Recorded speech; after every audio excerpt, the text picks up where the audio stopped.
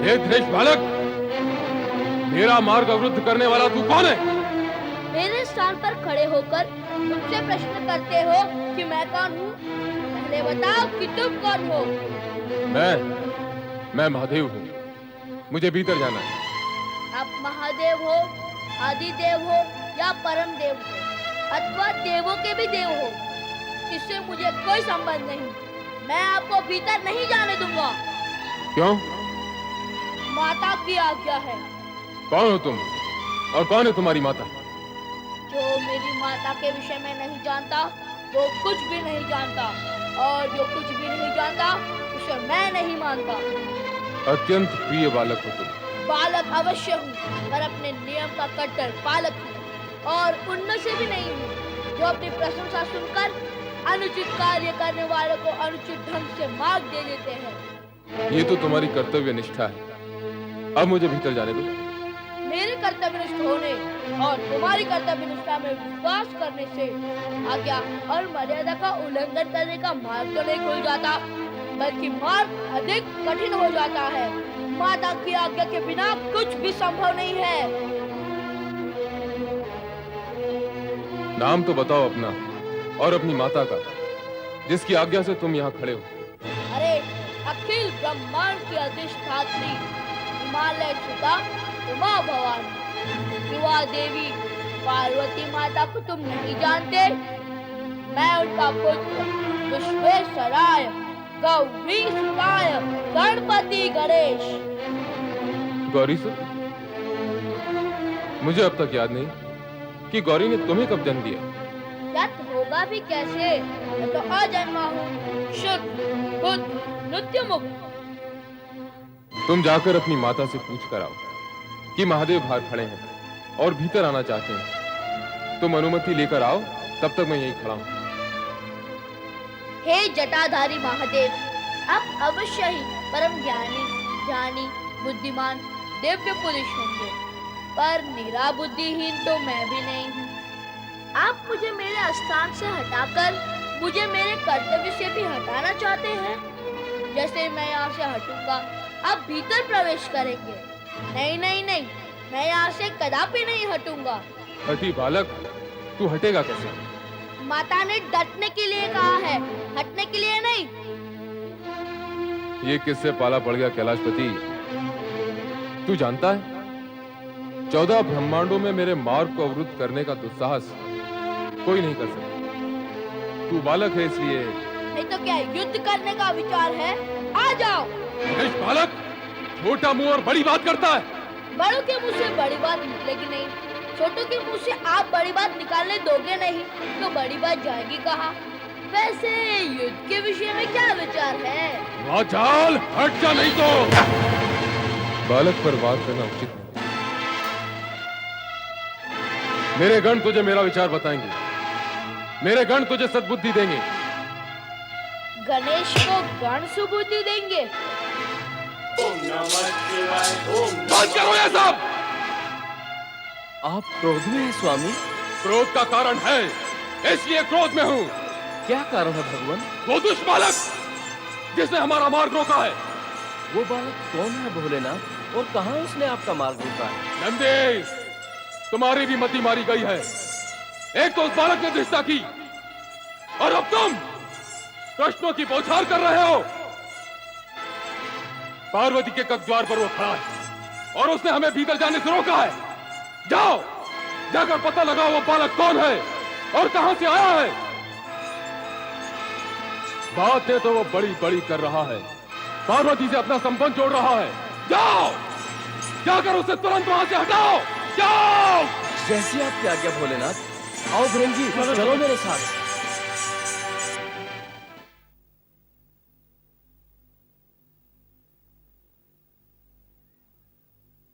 जय माता की।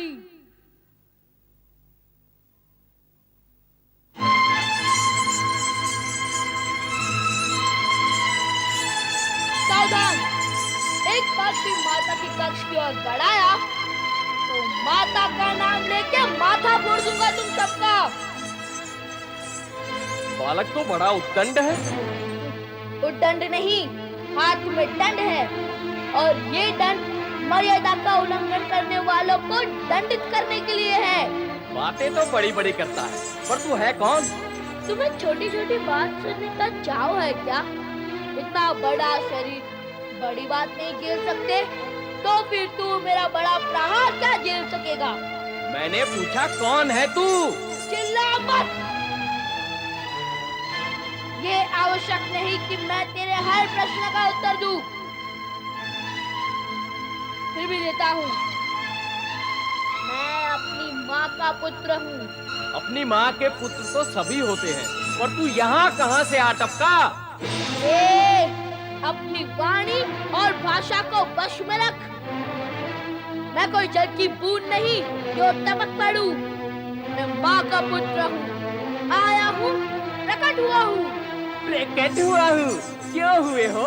किसने कहा था प्रकट होने के लिए? किसने कहा था प्रकट होने के लिए? अरे उत्तन, अपने से बड़ों की नकल करता है। बड़ों की नकल करने की ही रीति है, छोटों की नकल बड़े करे ऐसा नहीं होता है। बातें तो बड़ी बुद्धिमानी की करता है। कार्य और भी अधिक बुद्धिमानी का करता हूँ। नहीं, कार्य तो तूने दुष्टता का किया है। कैलाशपति भगवान शिव शंकर को माता पार्वती के कक्ष में जाने से रोककर तूने उनका अपमान किया है। भगवान भोलेनाथ की आज्ञा है कि तुमको यहाँ से हटा दिया जाए। मुझे क्या हटाओगे? पहले मेरे पग को तो तने खिला के दिखाओ। अभी तुझे गेंद की तरह उछाल देते हैं, चलो।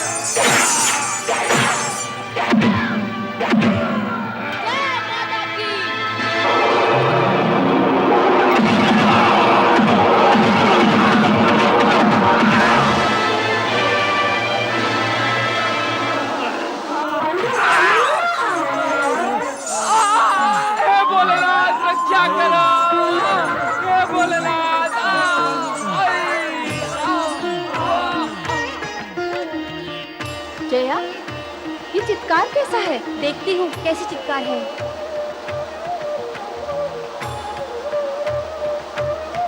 जय माता की।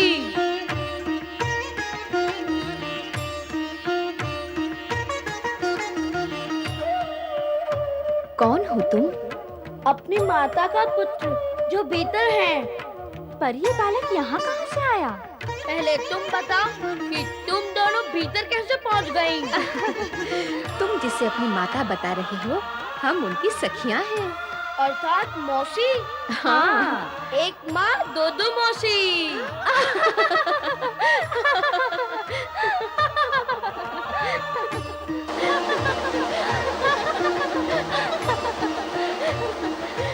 तुम गई थी चित्कार सुनकर और लौटी हो हंसते हुए, क्या हुआ?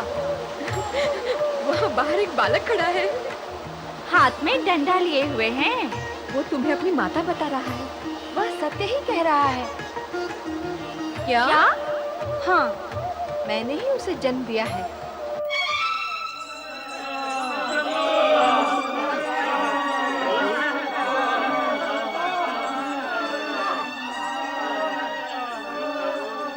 एक बालक के हाथों पिट गए तुम सब। ना जानी चाहिए तुम्हें। स्वामी, वो कोई साधारण बालक नहीं है। तो तुम क्या साधारण गण हो? उसके पास अद्भुत और अलौकिक शक्ति है। तुम्हारी शक्ति कहाँ गई? जाओ, जाकर तुरंत उसे पार्वती के द्वार से हटाओ। जाओ। भगवान, वो फिर भी न माना तो? तो देवी पार्वती से कहो उसे वहां से हटाए। जाओ। इस बार तुम निकट आए या कक्ष की ओर बढ़ने का दुस्साहस किया तो मैं तुम सबको उठाकर फेंक दूंगा। देखते हैं कौन किसको फेंकता है। इस बार यदि माता पार्वती की तरफ जाने से तुमने हमें रोका तो हम तुम्हें जीवित नहीं छोड़ेंगे।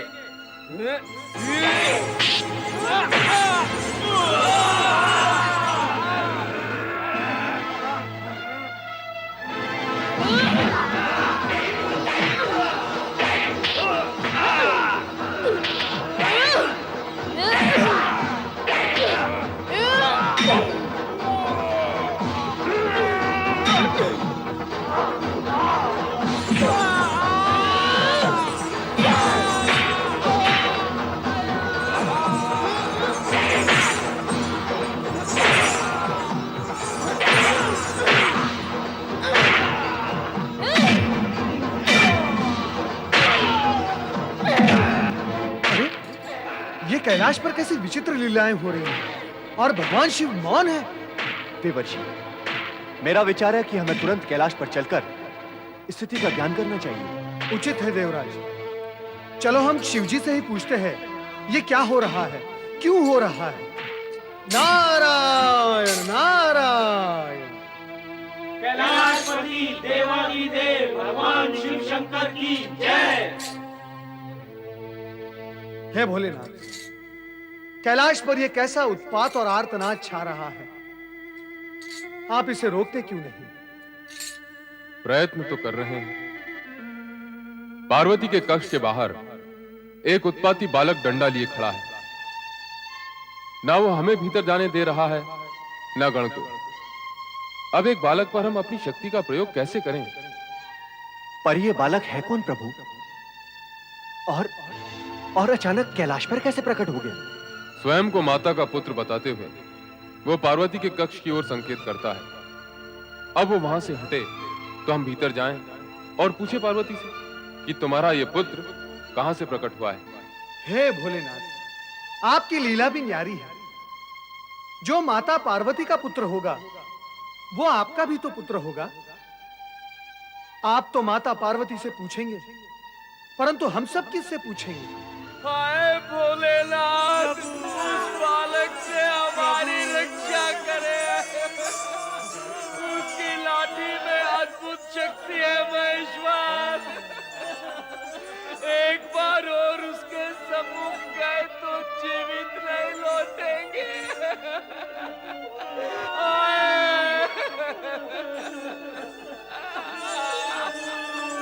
शांत हो जाओ नंदी महाराज, शांत हो जाओ। भगवान भोलेनाथ अवश्य कोई उपाय करेंगे। मैं क्या उपाय करूंगा? उस बालक की दुष्टता और धृष्टता पर यदि मेरा क्रोध जाग उठा तो अनर्थ हो जाएगा। आप उपयुक्त समय पर आए हैं, इसलिए उस बालक और गण की रक्षा के लिए श्री हरि विष्णु और ब्रह्मा जी के पास जाएं और उनसे निवेदन करें कि वे कैलाश पर आकर उस बालक को प्रेम से वश में करें। हाँ, यही उचित होगा। हम इसी समय वहां जाते हैं देवेश्वर।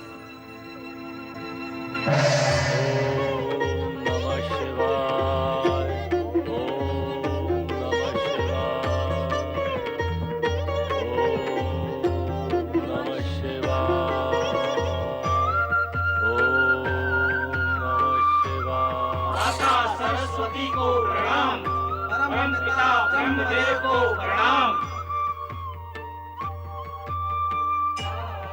देवराज इंद्र एवं देवर्षि नारद के साथ देवगण भी पधारे हैं। अर्थात समस्या गंभीर है। हाँ परमपिता, समस्या अत्यधिक गंभीर है। अपनी संगीतमय वाणी में समस्या प्रस्तुत करने तथा उस समस्या का समाधान निकालने में नारद निपुण है। इसलिए नारद, तुम ही कहो कि समस्या क्या है। परमपिता, कैलाश पर एक उद्दंड बालक दंड लेकर प्रकट हुआ है। वो शिवगण को दंडित करता ही जा रहा है।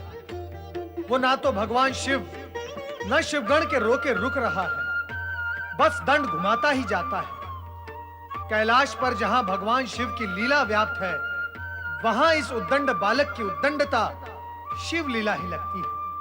परंतु जब यह विषय भगवान शिव के सम्मुख आया तो भगवान शिव ने हमें आपके पास भेज दिया। यहाँ भेजने का कारण? भगवान भोलेनाथ का हमें यह आदेश है कि हम आपसे तथा श्री हरि विष्णु से यह कहे कि आप उस उद्दंड बालक को समझाएं और वश में करें। हे परमपिता, आप तो इस सृष्टि के सृजनहार हैं।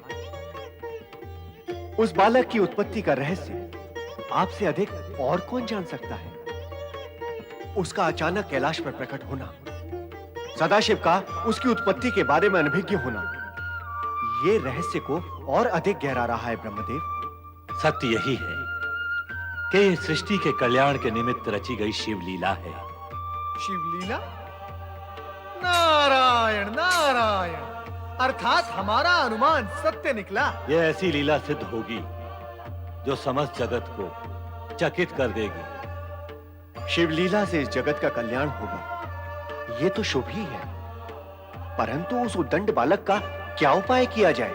जब सदाशिव ने तुम्हें उस बालक को समझाने के लिए मेरे और श्री हरि विष्णु के पास भेजा है, तो यही उपाय करना होगा। अब तुम सब कैलाश पहुंचो और मैं भी श्री हरि विष्णु को विष्णुलोक से लेकर कैलाश पहुंचता हूं। वहां पहुंचकर उस बालक को समझाने का प्रयत्न करेंगे। जैसा आप उचित समझें ब्रह्मदेव। हर हर महादेव, हर हर महादेव। नमन स्वीकार करें परमपिता, और श्री हरि विष्णु आप भी। कल्याण भव।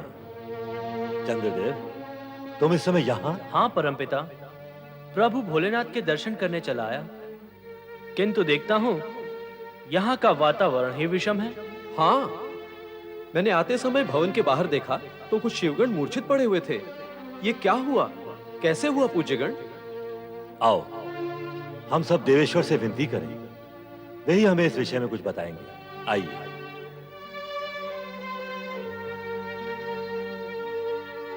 ओम नमो भगवते रुद्राय। महेश्वर, कहाँ है वो उद्दंड बालक? पार्वती के कक्ष के बाहर खड़ा है। आप सभी देवगण उस उद्दंड बालक को बस में करके कैलाश पर शांति स्थापित करें। आश्चर्य का विषय है, कैलाश में अशांति हो गई। कुमार, घोर आश्चर्य का विषय तो यह है कि भगवान भोलेनाथ की उपस्थिति में यह अशांति हो रही है। श्री हरि विष्णु जी, हमें वहां चलकर देखना चाहिए। हाँ, देखें तो ऐसा कौन सा बालक है जिसने इतना उत्पात मचा रखा है? आइए।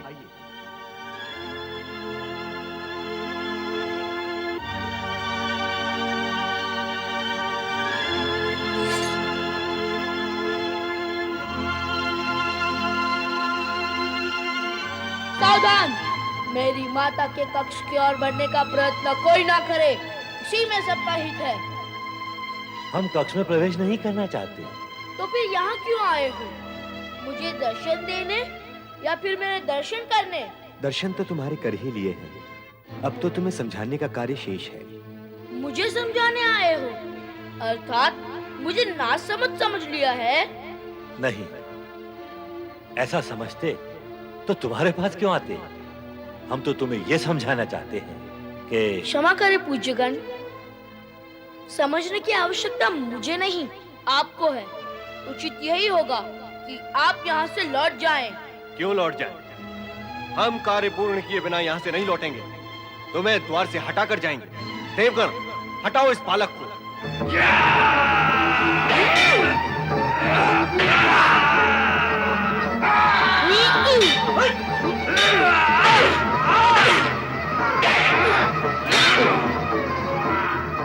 ला, मैं स्वयं तुझे हटा देता हूँ।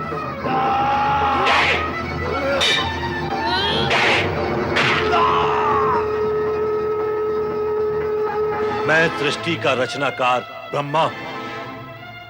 मेरी बात मानकर ये द्वार छोड़ दो, नहीं तो क्या? तो ले।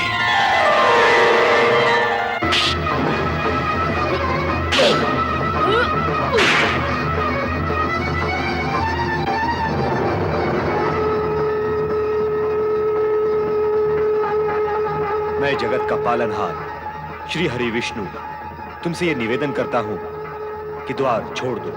मेरी माता की आज्ञा के अनुसार ये संभव नहीं। नहीं।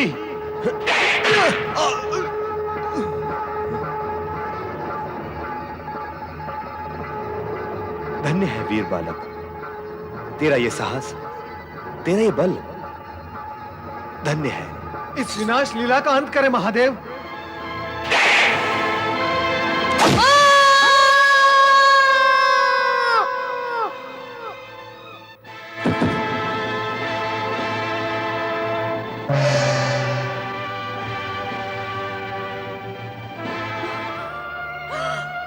गणेश, मेरा पुत्र, क्या हो गया तुझे? गणेश, गणेश।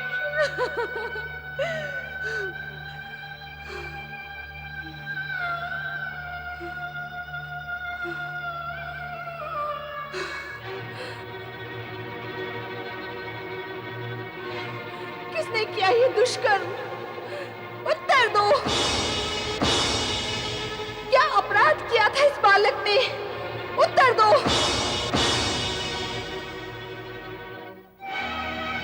माता की आज्ञा का पालन करना क्या पुत्र धर्म नहीं? उत्तर दो।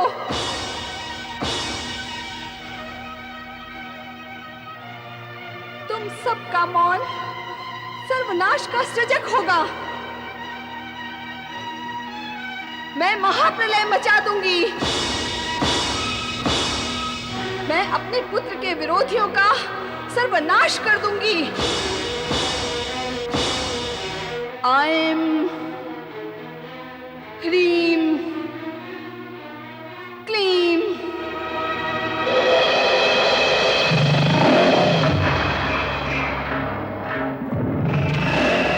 स्मांडा देवी प्रकट हो।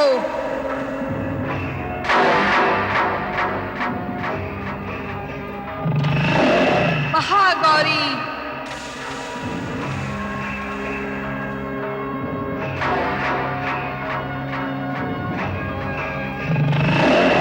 ब्रह्मचारिणी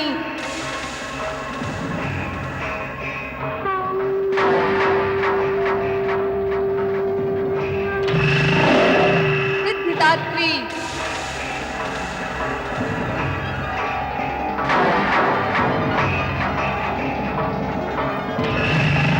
कात्यायनी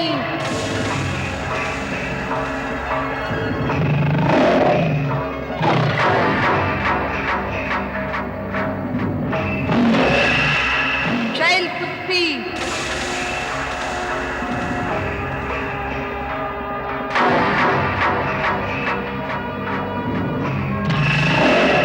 चंद्रघंटा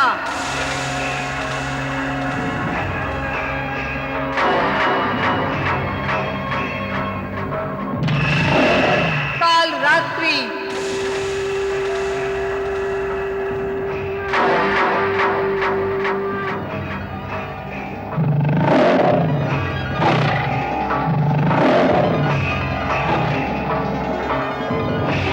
हे शक्ति स्वामिनी आज्ञा दे।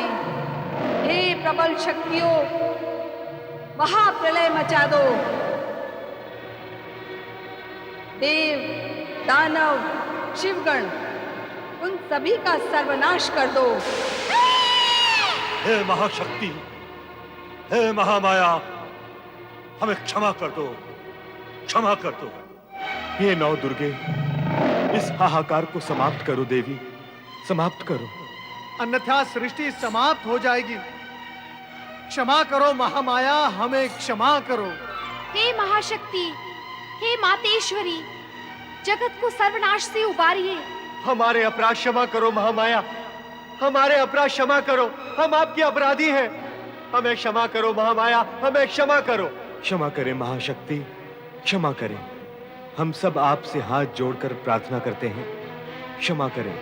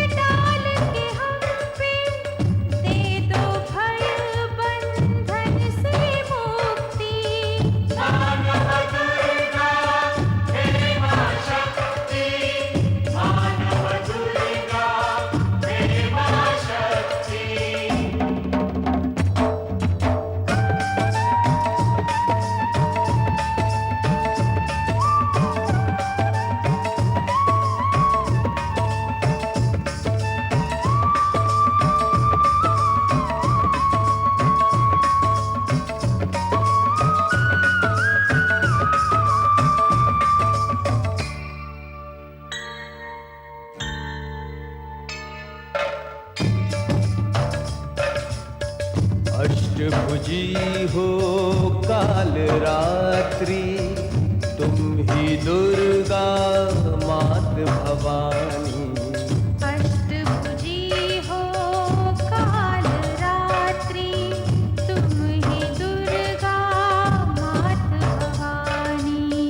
चामुंडा माँ ब्रह्मचारिणी, चामुंडा माँ ब्रह्मचारिणी।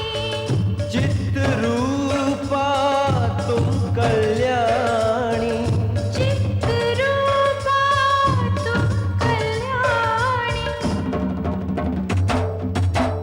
चिंता हर के संतुष्टि का,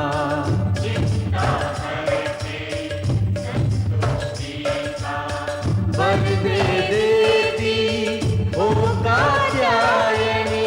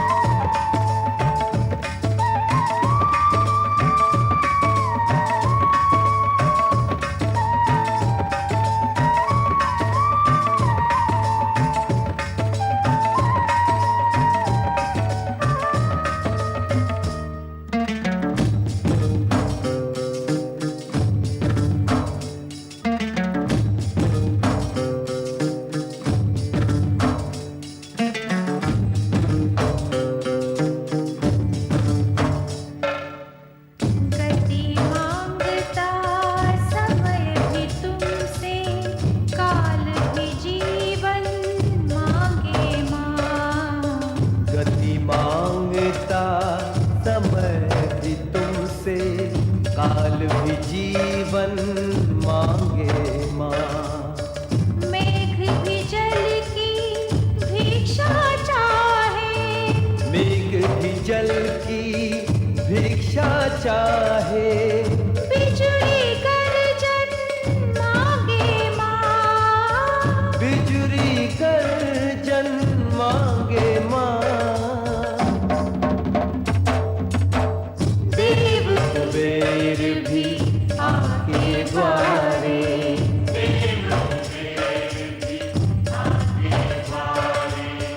तुमसे अन्न धन मांगे माँ।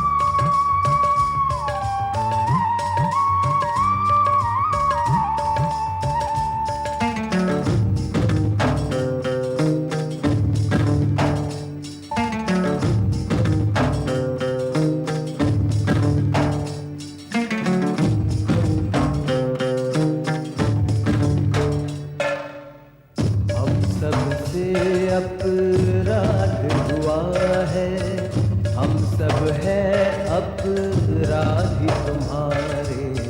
हम सबसे अपराध हुआ है, हम सब है अपराधी तुम्हारे। करते हैं अब क्षमा याचना, करते हैं अब क्षमा याचना। शीश झुकाए बाह पसारे, शीश झुकाए बाह पसारे। श्वासों के संग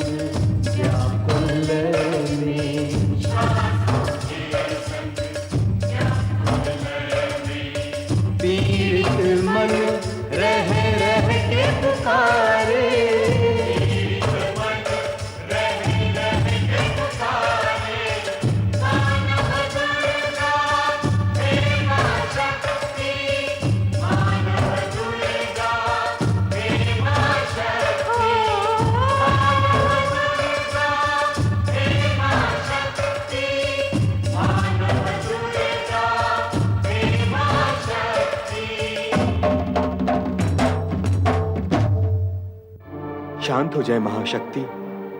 हे महामाया, लोकहित के लिए शांत हो जाएं। इस विनाश से किसी को लाभ नहीं होगा महादेवी। मेरी जो हानि हुई है उसकी पूर्ति कौन करेगा? मेरे पुत्र का वध क्यों किया गया? जिसके पुत्र का वध कर दिया गया हो उस माता को आप शांत रहने के लिए कहते हैं? क्या ऐसी माता शांत हो सकती है? फिर आप कैसे शांत होंगी महामाया? एक तो मेरे पुत्र गणेश को पुनर्जीवित करें, दूसरा देवताओं में वो सर्वप्रथम पूजित हो ऐसा अधिकार दें, तभी मैं शांत होऊंगी, अन्यथा महाप्रलय अनिवार्य है। हम प्रयत्न करते हैं, भगवान शिव से प्रार्थना करते हैं। भगवान भोलेनाथ गणेश को अवश्य पुनर्जीवन देंगे। हे महाशक्ति, हे महामाया, देवताओं में वो सर्वप्रथम पूजित हो ऐसे अधिकार को भी भोलेनाथ स्वीकार कर लेंगे। अब हम सब सदाशिव के पास जाते हैं।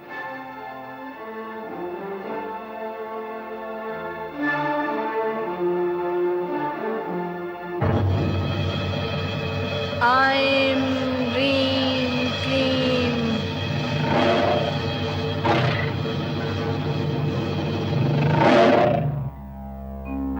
पार्वती और आपका पुत्र उसे जीवित करना होगा देवेश्वर, अन्यथा देवी पार्वती संहार नहीं रोकेंगी प्रभु। उस उद्दंड बालक का वध करना मेरा उद्देश्य नहीं था,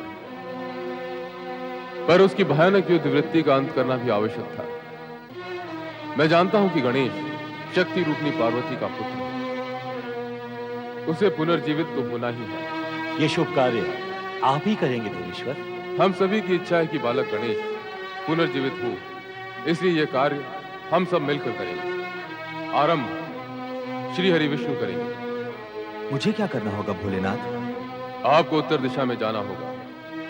उस ओर जाते हुए आपको मार्ग में जो भी पहला प्राणी दिखे उसका मस्तक काट कर ले आए।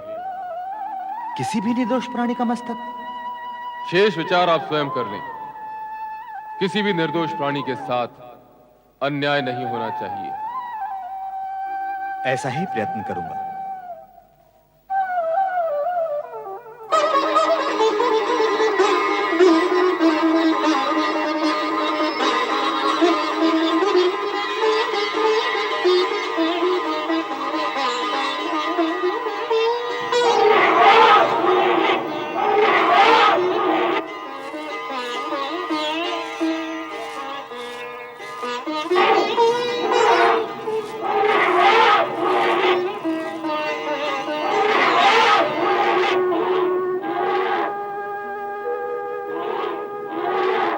आपको उत्तर दिशा में जाना होगा।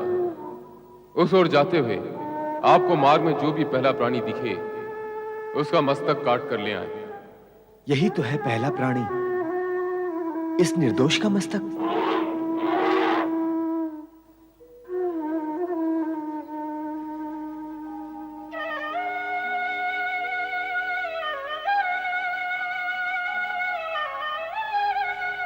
ये तो ऐरावत हाथी है।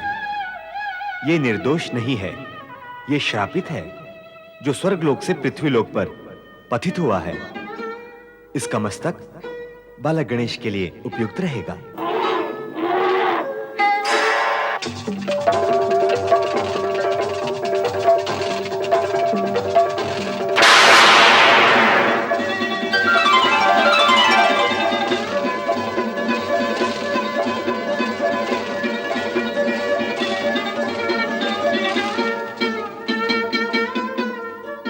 श्री हरि विष्णु के चरणों में ऐरावत का कोटि कोटि प्रणाम। आपके हाथों मेरा उद्धार हुआ और मैं श्राप मुक्त हो गया भगवान।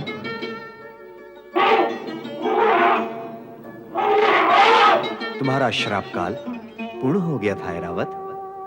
विधि के विधान में एक एक पल की गणना और गणित है।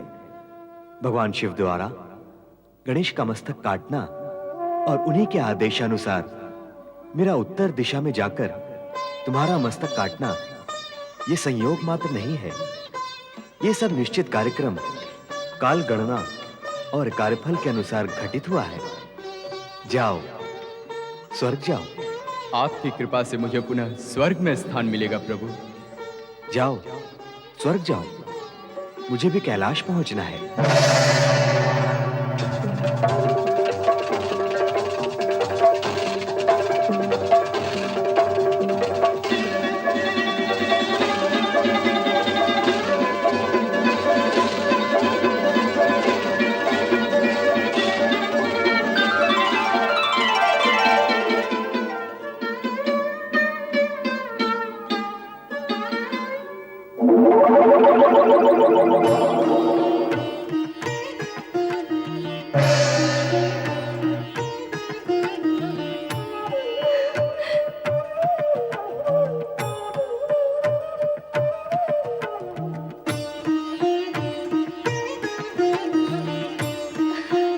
जय माता की। गणेश, गणेश,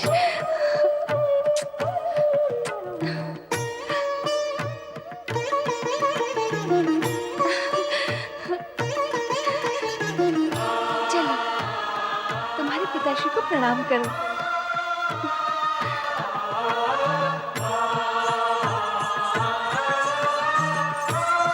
प्रणाम पिताश्री। गणेश गजानन हो गए। गणेश गजानन की गणेश गजानन की गणेश गजानन की पार्वती, तुम्हारी एक मांग तो पूर्ण हो गई, एक और शेष है। उसे भी पूर्ण कर दें स्वामी। हाँ, आज से पुत्र गजानंद गणेश की देवताओं में सर्वप्रथम पूजा होगी, ऐसा मैं अधिकार प्रदान करता हूं।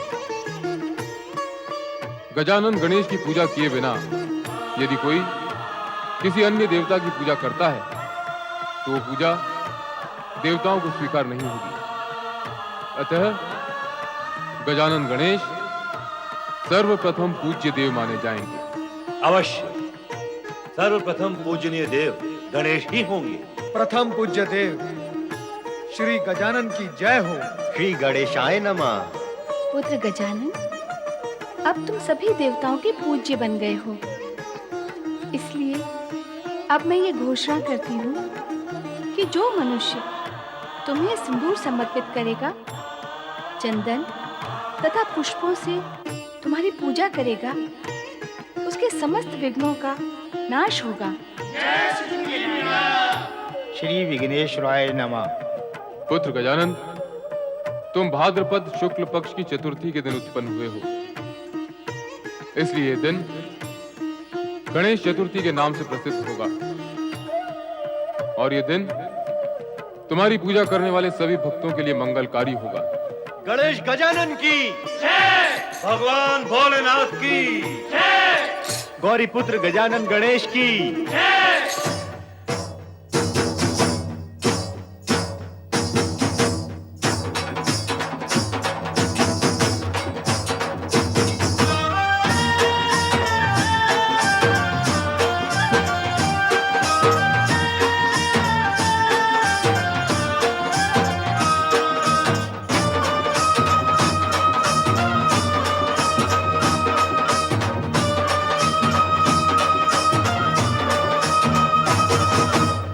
जय गौरी पुत्र गणेश, जय जय गौरी पुत्र गणेश, जय जय गौरी पुत्र गणेश, जय जय गौरी पुत्र गणेश। सर्वदेव के प्रथम पूज्य हो, परम हितैषी तुम हो हितेश। सर्वदेव के प्रथम पूज्य हो, परम हितैषी तुम हो हितेश। जय जय गौरी पुत्र गणेश, जय जय गौरी पुत्र गणेश।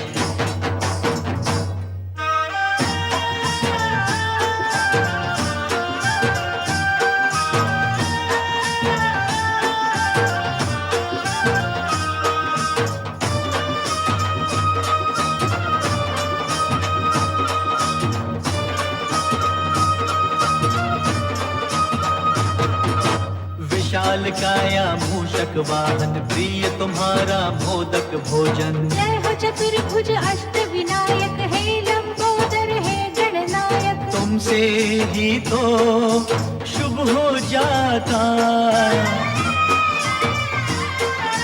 तुमसे ही तो शुभ हो जाता। ये सारा परिवेश।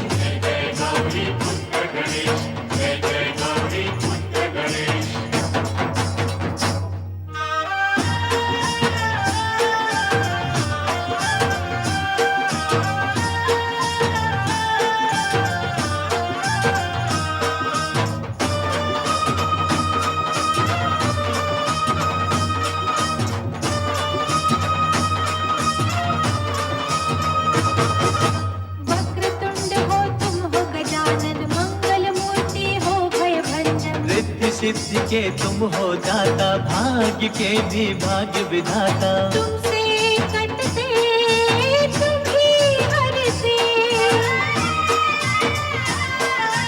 तुमसे कटते तुम ही हरते सबके कष्ट कलेश।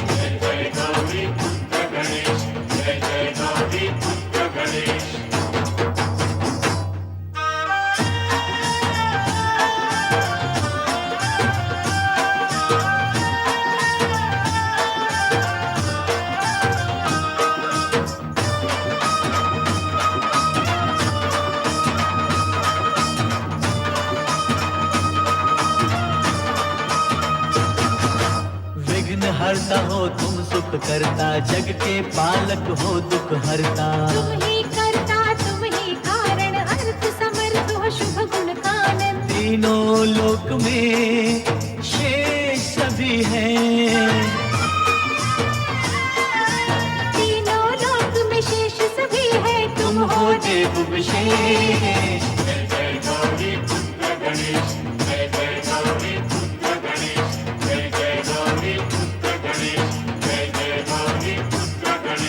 सर्वदेवों के प्रथम पूज्य हो, परम हितैषी तुम हो हितेश। सर्वदेव के प्रथम पूज्य हो, परम हितैषी तुम हो हितेश।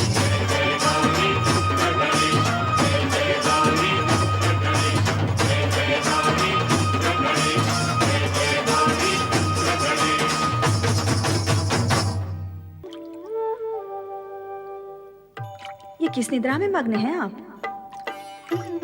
सुनिए, ऐसी भी क्या योग निद्रा? मेरे प्रश्न का उत्तर दीजिए स्वामी। स्वामी नारायण नारायण नारायण, लक्ष्मी नारायण नारायण नारायण। श्री हरि विष्णु और माता लक्ष्मी नारद का प्रणाम स्वीकार करें। आओ नारद, भले समय पर आए। माता, क्या मैं इससे पूर्व कभी बुरे समय पर आया हूँ? नारद, तुम शब्दों की खींचतान बहुत करते हो। मेरा अभिप्राय था कि इस समय मुझे तुम्हारी आवश्यकता है। माता, मैं तो सदा आपकी सेवा में उपस्थित हूँ, परंतु आज आप कुछ उद्विग्न दिखाई दे रही हैं। सब कुछ कुशल मंगल तो है ना? जो संपूर्ण जगत का कुशल मंगल विचारते हैं, उन्हें अमंगल क्या होगा? पर इस समय तुम्हारे आने से सुविधा ये हुई है कि तुम मेरी सहायता कर सको। कैसी सहायता माता? मैं तुम्हारे इन नारायण नारायण को बहुत समय से पुकार रही हूँ, पर उत्तर नहीं। जब मुझे मेरी पुकार का उत्तर नहीं मिल रहा, तो तुम्हें तुम्हारे प्रश्न का उत्तर मिलने का तो प्रश्न ही नहीं। आपकी पुकार के स्वर मंद रहे होंगे माता। तो क्या गर्जना करती, जिसके स्वर तीनों लोगों में सुनाई देते? सदा जैसे पुकारती हूँ, वैसे ही पुकार रही थी।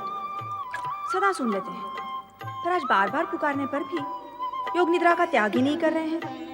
आप प्रभु और इनकी योग निद्रा से अपरिचित तो नहीं ना माता?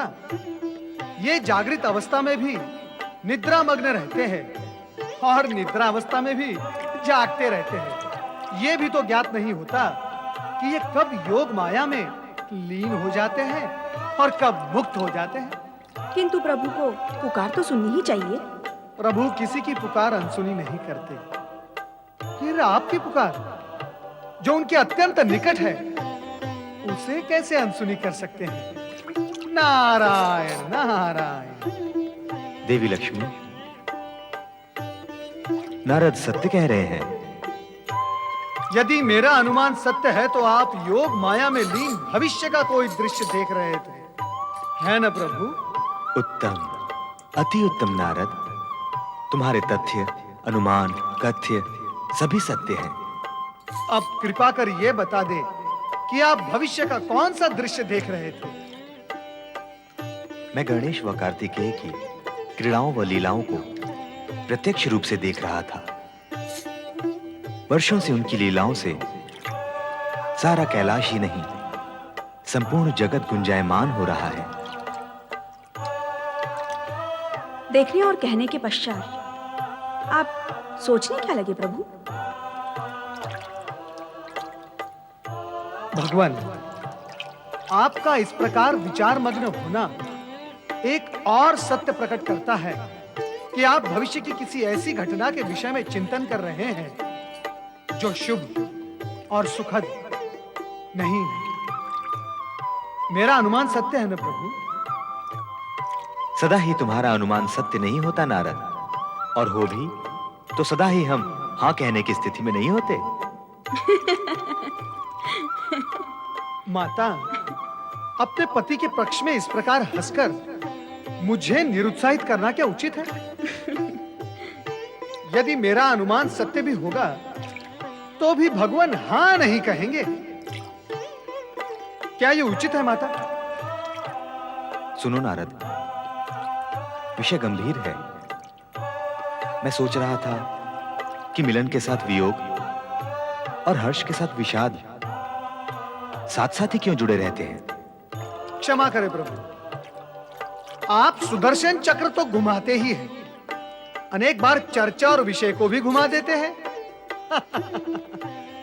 भगवान, आपने चर्चा चलाई थी गणेश और कार्तिकेय की, परंतु ये मिलन वियोग हर्ष विषाद का विषय कहां से आ गया? कहीं इन दोनों में संबंध तो नहीं? हो भी तो हम कर भी क्या सकते हैं? विधि के विधान से कोई भी मुक्त नहीं है नारद।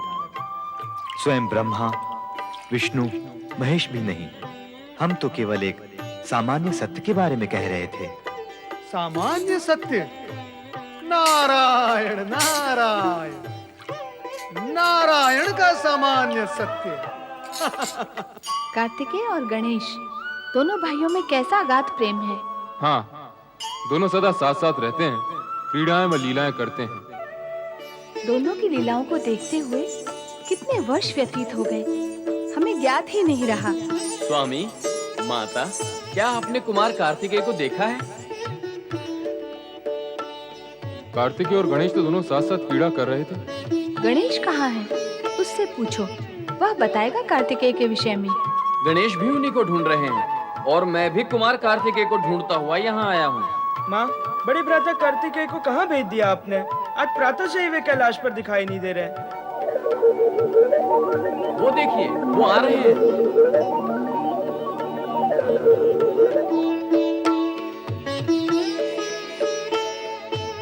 प्रणाम माता। कल्याण भाव। प्रणाम पितृदेव। यशस्वी भव। बड़े भ्राता कार्तिकेय, कहाँ रह गए थे आप? आज प्रातः से ही मैं आपको ढूंढ रहा हूँ। हाँ पुत्र, बिना बताए कहाँ चले गए थे तुम? हम सब चिंतित थे। जाया करो तो बताकर जाया करो। माता, मेरा मन जब भी अगस्त ऋषि से मिलने का इच्छुक होता है तो मैं दक्षिण दिशा में स्थित उनके आश्रम में चला जाता हूँ। बताकर जाते तो हमें चिंता न होती। भविष्य में ध्यान रखना। आपकी आज्ञा का पालन करूंगा माता। चले बड़े भ्राता, चलकर खेल खेलते हैं। हाँ अवश्य, चलो चलो चलो।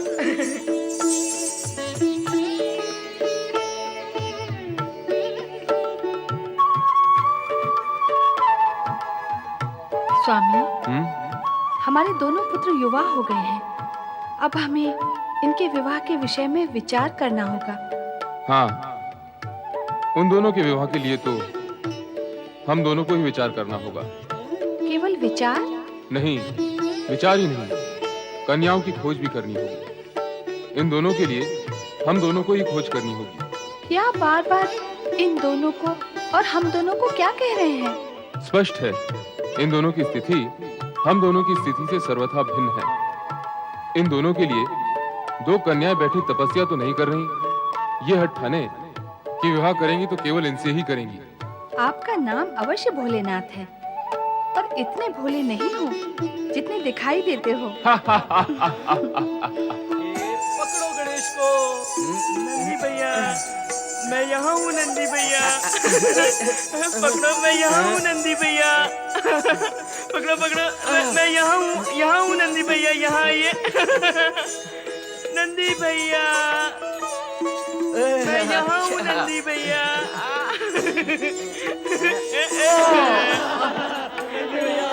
नंदी भैया हार गए, हार गए, भैया हार गए।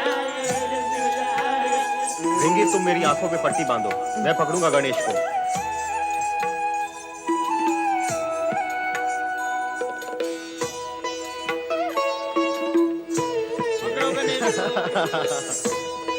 बड़े भ्राता, पकड़ो पकड़ो पकड़ो बड़े भ्राता, मैं तो यहाँ हूँ।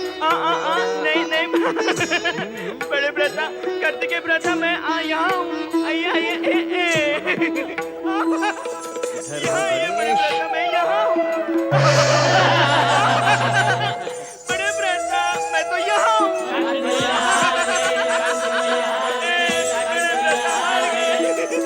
देखा स्वामी आपने, गणेश कुटिलता करने लगा है। नहीं देवी, ना तो ये कुटिलता है ना चतुराई, ये तो मात्र बाल क्रीड़ा है। गणेश कुटिल तो है ही नहीं। पर कार्तिकेय और अन्य सभी अकारण ही थक रहे हैं। क्रीड़ा में यही तो होता है, प्रतिद्वंदी को थका के छकाया जाता है, जिससे विजय की संभावना बढ़ती है। क्रीड़ा करने वाले सभी दल ऐसा ही करते हैं। ये रहा फल, चलाइए बाण। गणेश, चलाओ बाण।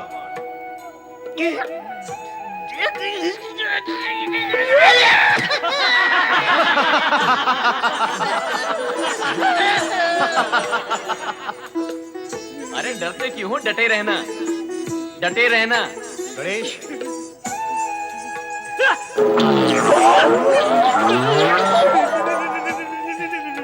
चलो। अरे डरते क्यों हो, डटे रहना। हाँ।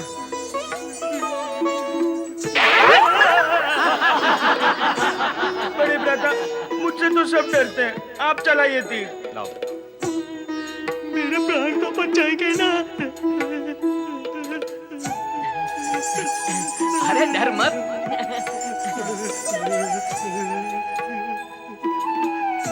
चलाइए बड़े भ्राता।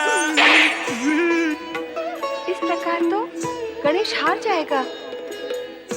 क्रीड़ा में जय पराजय का महत्व नहीं, स्फूर्ति, बुद्धि, कौशल और क्रीड़ा भावना ही मुख्य होते हैं। जय पराजय का महत्व न होने से क्रीड़ा का आनंद ही क्या रहेगा। नहीं देवी, आनंद तो स्फूर्ति और कुशलता में है।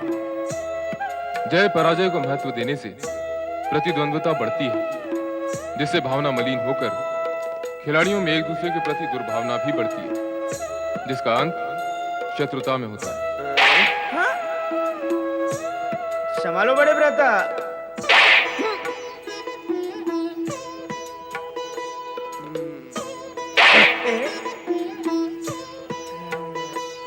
ये लो बड़े भ्राता। गणेश, तुम कुटिलता कर रहे हो। बड़े भ्राता, छोटा हूं ना, भूल तो हो जाती है। दोनों भाइयों में प्रेम और स्नेह है। होना भी चाहिए, स्वाभाविक है। चर्चा का विषय तो तब होता जब दोनों में वैर अथवा घृणा होती। पर स्वामी, क्या यह आश्चर्य का विषय नहीं कि भाइयों में वैर और घृणा होती है? आश्चर्य उनके लिए जो प्रेम और स्नेह की गति को स्वाभाविक और जीवन का एक आवश्यक अंग मानते हैं, पर जो स्वार्थ, भौतिकता और अधिकार के भ्रम में पड़कर मिथ्या सुख को ही सर्वोपरि मानते हैं, उन्हें ना तो आश्चर्य होता है, ना ही लाज आती है। जगत में व्याप्त सत्य कुछ भी हो, पर हमारे पुत्रों में प्रेम भाव है। हाँ, सो तो है।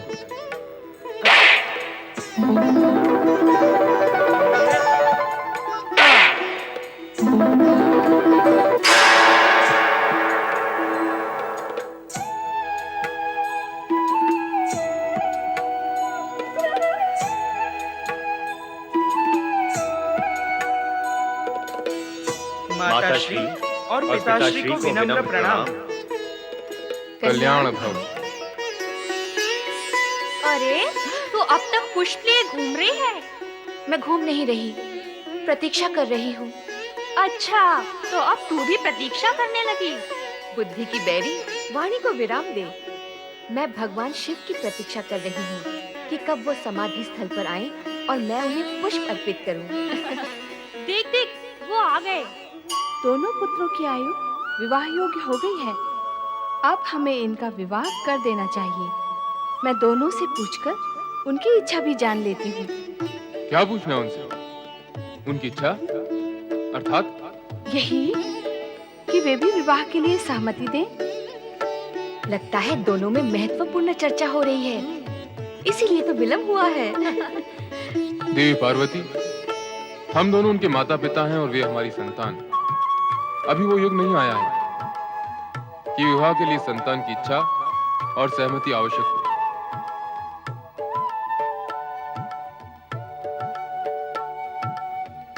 पर स्वामी, विवाह तो संतान को ही करना है ना? तो क्या इसका निर्णय संतान करेगी? तुम इस सत्य को क्यों भूल रही हो देवी कि हमारे दोनों पुत्र विवेकशील और बुद्धिमान हैं, और ऐसी बुद्धिमान संतान ये भी अवश्य मानती है कि उनके माता पिता उनसे अधिक बुद्धि और विवेक रखते हैं, और वे जो भी निर्णय लेंगे उनका हित विचार कर ही लेंगे।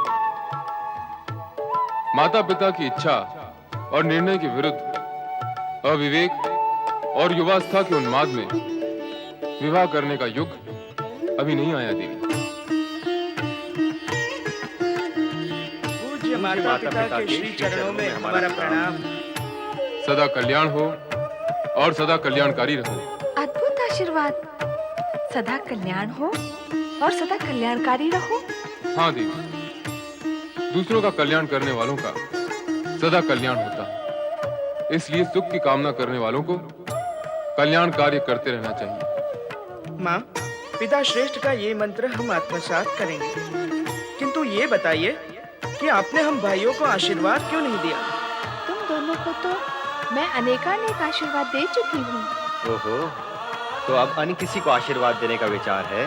हाँ, भला बताओ तो किसे? अपनी पुत्र वधुओं को। पर वे हैं कहाँ? है नहीं तो हो जाएंगी।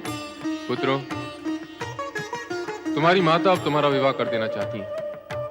सत्य है, मैं अपनी पुत्र वधुओं का सलोना मुख देखने के लिए अब व्याकुल हो उठी हूँ।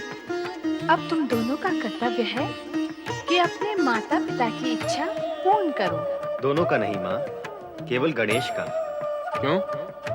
तुम क्यों अपने कर्तव्य से भागना चाहते हो? पिताश्री, मेरी विवाह करने में रुचि नहीं। मैं इस बंधन में पड़ना नहीं चाहता। मैं तो जन जन में धर्म और शिव भक्ति का प्रचार करना चाहता हूँ। करो, पर विवाह तुम्हें कहाँ बाधक है? विवाह का बंधन और दायित्व धर्म कार्य में योग साधना नहीं करने देता। बस बस, तुम्हारे पिताश्री से बढ़कर योगी इस जगत में कोई नहीं है, फिर भी वो विवाहित है। पिताश्री, आप मौन क्यों हैं? मेरा मौन तुम्हारी माता के पक्ष का समर्थन कर रहा है पुत्र। जगत में कोई भी ऐसे माता पिता नहीं है जो अपनी संतान का कुंवारा रहना सहन कर सके। मेरे पूज्य माता पिता, जब तक बड़े भ्राता कार्तिकेय इस गंभीर विषय पर विचार करें, तब तक अपनी सेवाओं को प्रस्तुत करते हुए आपकी आज्ञा पालन करने के लिए मैं उपस्थित हूँ। किंतु समस्या तो यही है कि मुझ गजवदन को अपनी कन्या कौन देगा? अप्रिय सत्य को तुमने विरोध में कहा है पुत्र, किंतु इसी सत्य का एक दूसरा पक्ष भी है। संबंध की आकांक्षा रखने वाले अज्ञानी केवल शरीर का आकार, प्रकार, रूप और रंग को देखते हैं, किंतु ज्ञानी और अटल सत्य के समर्थक शरीर रूपी शिविर के भीतर विद्यमान गुण, प्रतिभा, विवेक और बुद्धि का मूल्यांकन करते हैं। तुम बुद्धि निधि हो गणेश। तुम्हें अपनी पुत्री देने के लिए अनेक पिता ललायत होंगे। शीघ्र ही हम इस विषय को आगे बढ़ाएंगे। मैं तो माता पिता की इच्छा और आज्ञा को ही सर्वोपरि मानता हूँ। तो हम अति शीघ्र ही गुणवती कन्याओं की खोज करते हैं।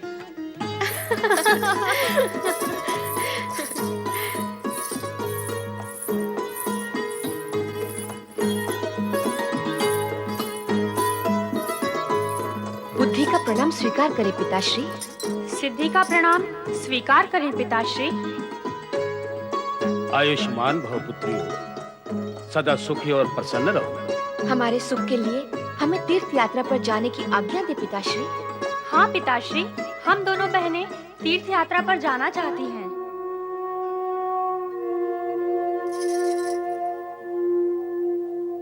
पिताश्री हमें आज्ञा देना नहीं चाहते। ऐसा ही लगता है, चलो लौट चलें। नारायण नारायण नारायण। प्रणाम देवर्षि। कल्याण भव। संसार के सर्वश्रेष्ठ, गुणवान, धैर्यवान, बलवान और चरित्रवान पति आप दोनों को प्राप्त हो। लजा रही हो? उत्तम, अति उत्तम। लज्जा तो स्त्री का सर्वश्रेष्ठ आभूषण है। परंतु ये क्या, आप दोनों के मुख पर ये निराशा और विषाद की छाया क्यों है? हाँ पुत्रियों, कहो, तुम उदास क्यों हो? पिताश्री, हमने आपसे तीर्थ यात्रा पर जाने की आज्ञा मांगी तो आपने उत्तर नहीं दिया। हम दोनों ने यही समझा कि आप हमें भेजना नहीं चाहते। नहीं पुत्रियों, नहीं। तीर्थ यात्रा जैसे पुण्य और शुभ कार्य के लिए भला मैं तुम्हें कैसे रोक सकता हूँ? अवश्य जाओ और तीर्थों में अपने इष्ट देवी देवताओं से अपने योग्य वर पाने के लिए प्रार्थना करो, ताकि मैं भी अपने दायित्व से मुक्त हो सकूं।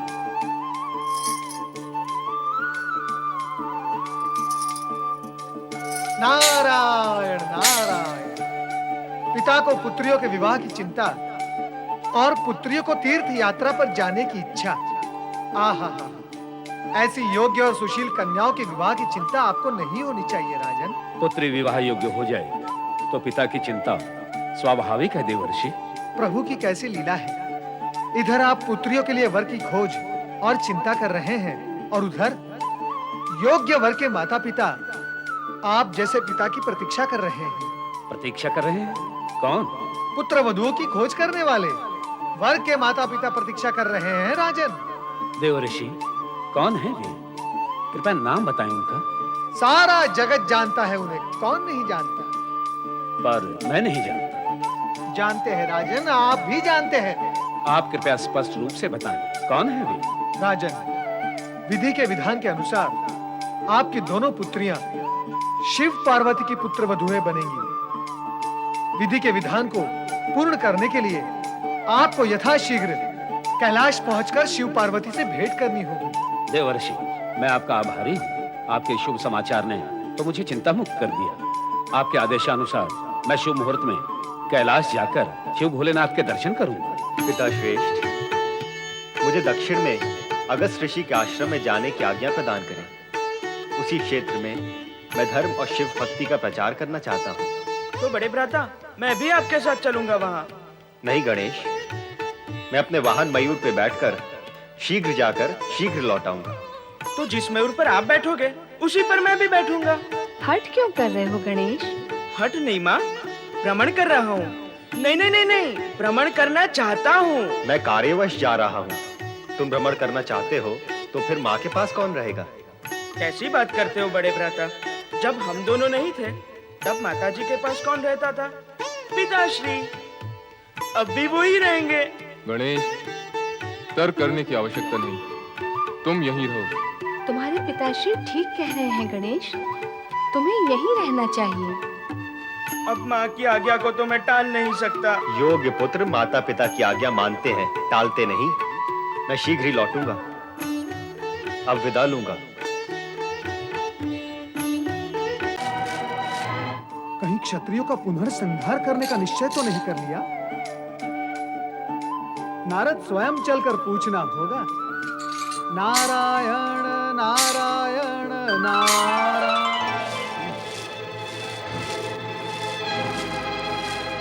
नारायण नारायण। महामुनीश्वर, महामुनीश्वर, नारद का प्रणाम स्वीकार करें। नारद, तुम यहाँ इस वन प्रदेश में?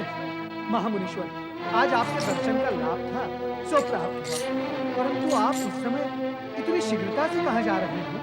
नारद, मुझे केवल प्रश्न पूछना प्रिय है, प्रश्न किया जाना नहीं। और वैसे भी तुम मुझसे बड़े अथवा पूज्य तो हो नहीं कि मुझे उत्तर देना ही पड़े। नारायण नारायण, मैं कैसे पूज्य हो सकता हूँ? मैं तो आपके पुत्र के समान हूँ। महामुनीश्वर, महामुनीश्वर। सावधान नारद, मैं बाल ब्रह्मचारी हूँ, कोई मेरे पुत्र समान नहीं, और मैं किसी के पिता समान नहीं। पिता पुत्र जैसी कोई स्थिति मेरे समीप नहीं है। है महामुनीश्वर, अवश्य है। क्या? यदि आप आज्ञा दे तो प्रमाणित करूं। क्या प्रमाणित करोगे तुम? यही कि आप पिता तुल्य हैं। नारद, आप मुझ निर्दोष पर क्यों क्रोधित हो रहे हैं महामुनीश्वर? ये सत्य मेरे मस्तिष्क की उत्पत्ति नहीं है कि आप भगवान श्री हरि विष्णु के अंशावतार हैं, इसलिए आप सभी के पूज्य हैं। इसी कारणवश सभी आपको पिता तुल्य समझते हैं। जब सब समझ सकते हैं तो ऐसा प्रिय और लाभकारी संबंध आप मुझको क्यों नहीं समझने देते? हे महामुनीश्वर, आप मुझे पुत्रवत समझें, इसमें मैं कोई आपत्ति नहीं करूंगा। नारद, जिस नटखट भाषा से तुम देवों और असुरों के सामने अपनी लीला रचाते हो, तुमने मुझे भी क्या उसी भाषा और लीला का पात्र समझा है? बार बार क्रोध करके अपने पुत्र के मन को पीड़ित और आहत क्यों करते हैं आप? तुमने अब तक मेरा क्रोध देखा नहीं है नारद, और मैं देखना भी नहीं चाहता, और कृपया कर आप उसका आग्रह भी ना करें। तो परिणाम का विचार करते हुए अपनी वाणी को नियंत्रित करो। हाँ प्रभु, हाँ। जिन क्षत्रियों का आपने 21 बार संहार किया, वे आपका क्रोध और परिणाम देख चुके हैं। वे क्षत्रिय थे, इसीलिए क्रोध और परिणाम देखने में सक्षम थे, परंतु मैं तो ब्राह्मण हूं, मुझ पर तो आप क्रोध कर ही नहीं सकते। नारद, बार बार क्रोध शब्द बोलकर तुम मेरे क्रोध को भड़का रहे हो। अद्भुत महामुनीश्वर, अद्भुत। यदि क्रोध शब्द सुनकर आपका क्रोध भड़कता है तो शांत शब्द सुनकर आप शांत भी होते होंगे। नारद!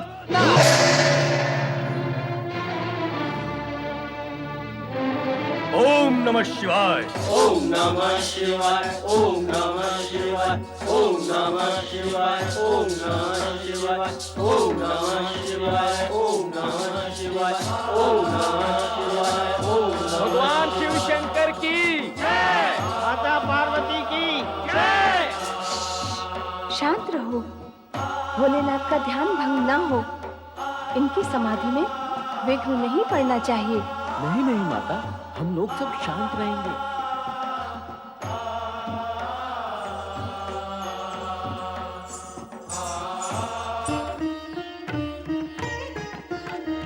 प्रणाम माता। गणेश, तुम यहाँ सचेत खड़े रहना। ऐसा क्यों माँ? तुम यहाँ आने वाले किसी भी प्राणी को समाधि स्थल तक न पहुँचने देना। भोलेनाथ की समाधि में कोई बाधा नहीं पड़नी चाहिए। जैसी आपकी आज्ञा माँ। समाधि स्थल तक पहुँचना तो क्या, वहाँ तक किसी की दृष्टि तक को पहुँचने ना दूंगा। आप निश्चिंत रहें।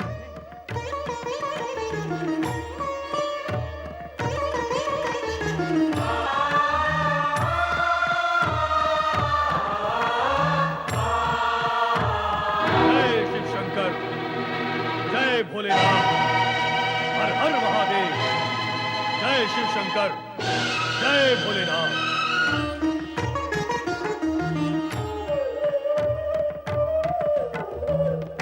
कार्तिकेय भैया अब तक लौटे क्यों नहीं?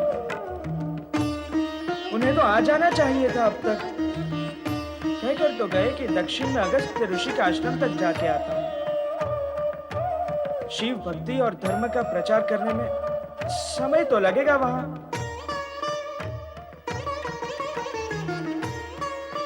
जय शिव शंकर, बम बम भोले, हर हर महादेव। भाइयों में सखा भाव हो तो मन को कितना भाता है, और सखाओं में भी भातृभाव हो तो मन को अच्छा लगता है। हम दोनों में दोनों भाव हैं। मैं उनके विषय में सोच रहा हूँ और वो भी अवश्य मेरे।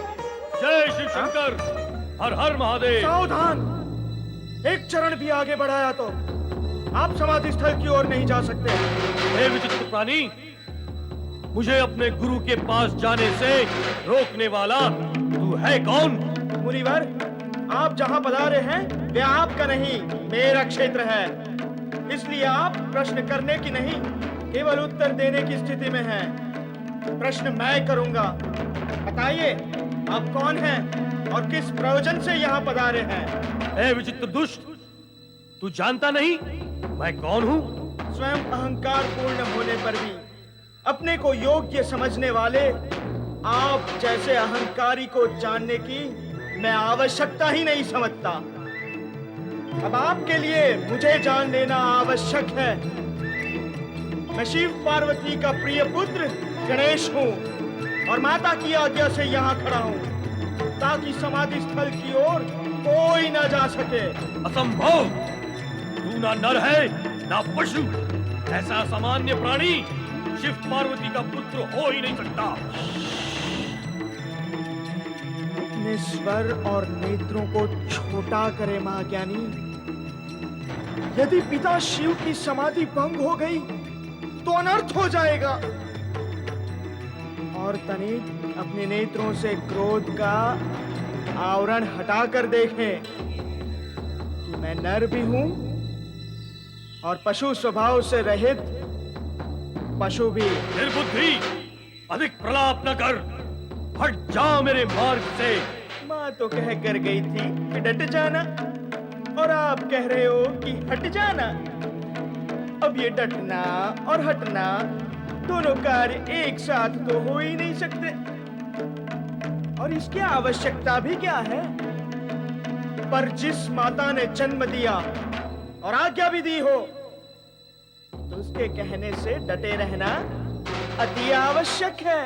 यदि तू जानता कि मैं परशुराम हूँ और मैंने 21 बार इस धरती को क्षत्रियहीन किया है तो तू ऐसी दृष्टता कदापि नहीं करता। मेरा जन्म नहीं हुआ होगा तब आपने किया होगा 21 बार पृथ्वी को क्षत्रिय विहीन। अब 22वीं बार करके दिखाइए। ऐ दुष्ट, तेरा काल तेरे माथे पर आ चुका है, ये ले। जय माता जी।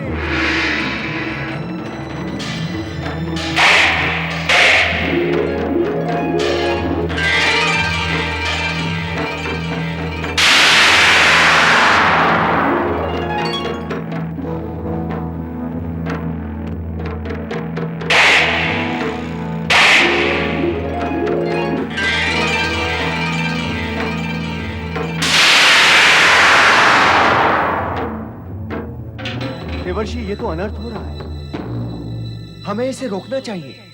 कौन रोकेगा?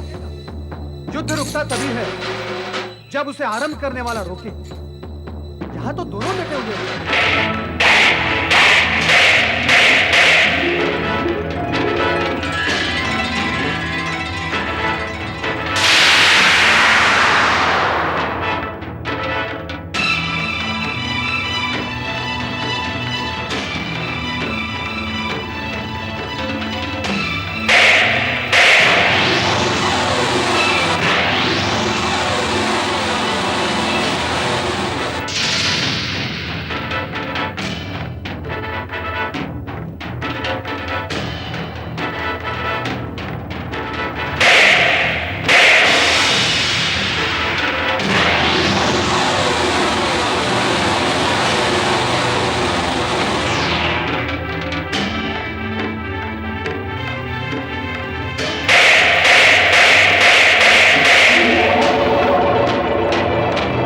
माता जी।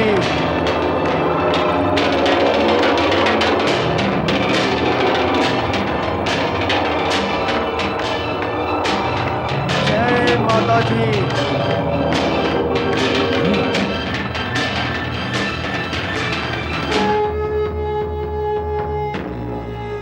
जय माता जी।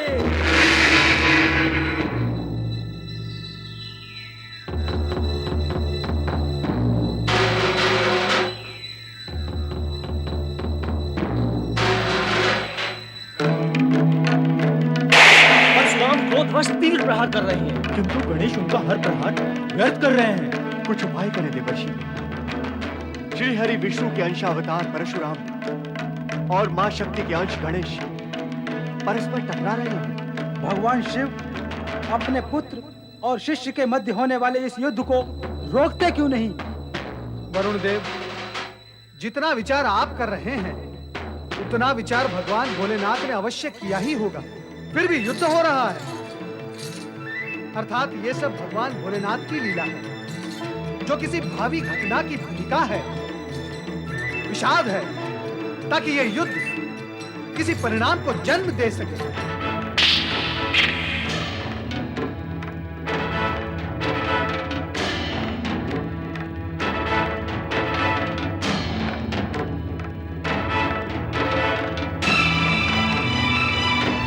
जय माता जी।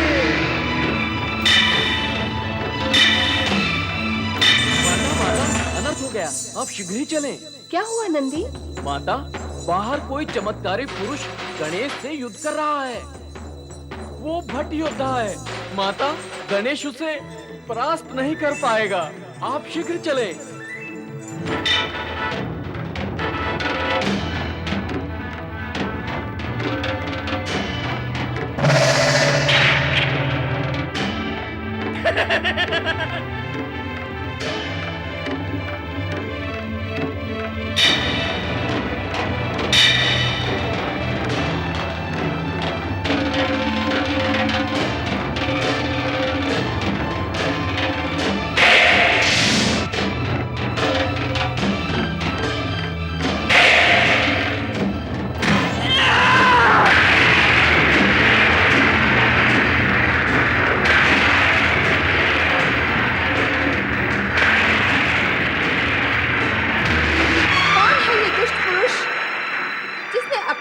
पुत्र पर प्रहार किया।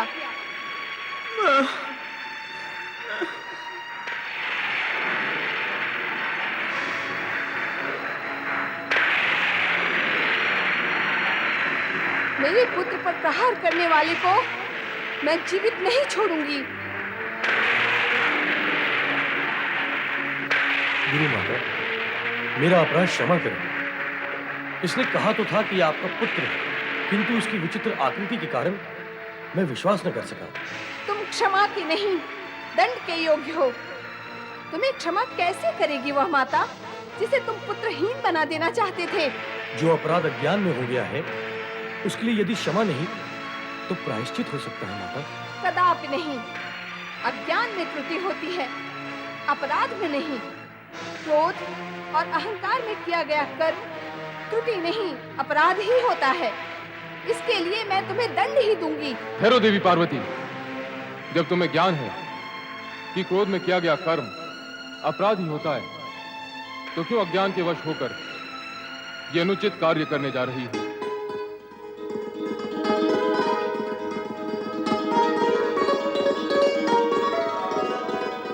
क्षमा भगवान, क्षमा। अपराध हुआ है मुझसे। माता पार्वती दंड की जो व्यवस्था मेरे लिए करेंगी वो नतमस्तक हो स्वीकार करूंगा। मैं तो यहाँ आपके दर्शन करने के लिए आया था, किंतु संयोगवश स्थिति ही पलट गई भगवान। सगुण विद्याधारी इस सत्य को नहीं जानते कि आप श्री हरि विष्णु के अंश और हमारे पूज्य हैं। हुआ तो वही जो होना था, आप तो केवल निमित्त मात्र हैं। गणेश एक दंत होकर पूज्य होंगे। इन्हें एक दंत बनाने का कार्य विधि ने अप्रत्यक्ष रूप से आपको ही सौंपा था। श्री हरि विष्णु के अंशावतार परशुराम के प्रति क्रोध अनुचित और अनावश्यक है देवी। ये सब तो हमारी ही इच्छा और लीला के कारण घटित हुआ। गणेश, अज्ञान में युद्ध हुआ। अब ज्ञान होने पर सम्मान करो पुत्र, प्रणाम करो इन्हें। प्रणाम मुनिवर। अज्ञान में क्या क्या हो जाता है। जो स्नेह का अधिकारी है वो क्रोध का पात्र हो गया। जिसे कंठ से लगाना था उससे युद्ध करना पड़ा। मुझे क्षमा करो गणेश। ऐसा न कहिए, आप तो मेरे पूज्य हैं।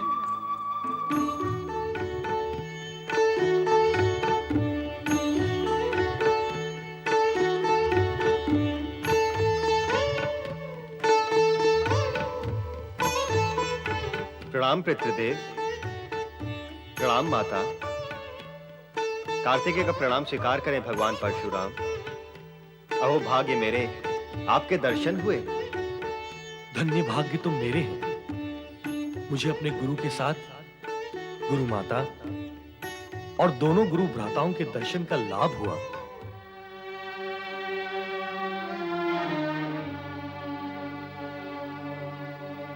आप भगवान विष्णु के अवतार हैं तो हमारे पूज्य हैं, किंतु भोलेनाथ के शिष्य हैं तो हमारे स्नेह के पात्र भी हैं। इससे पूर्व गणेश का दंत तोड़कर मेरे क्रोध के भाजन हुए। ऐसा प्रतीत होता है कि आपके यहाँ आने से पूर्व अज्ञान प्रवेश कर चुका था, जिसने पहले आपको फिर मुझे प्रभावित किया। मेरे अपशब्दों के लिए मुझे क्षमा करें। नहीं नहीं, क्षमा मांगकर मुझे पीड़ित ना करें। आप तो मेरी गुरु माता हैं। आपको भोलेनाथ का शिष्य मानकर नहीं, भगवान विष्णु का अंशावतार मानकर क्षमा मांग रही हूँ। परंतु मैं तो शिष्य रूप में अपने गुरुवर शिव शंकर के दर्शन करने आया था, पर यहाँ आकर इस शिष्य से दो अपराध हुए हैं। एक तो गणेश पर प्रहार किया और दूसरा गुरु माता को मुझसे क्षमा याचना करनी पड़ी। मुझे इस अपकर्म का प्रायश्चित करना होगा। गुरुवर, मुझे आज्ञा दें, मैं महेंद्र पर्वत पर जाकर इस दोष का प्रायश्चित करूंगा।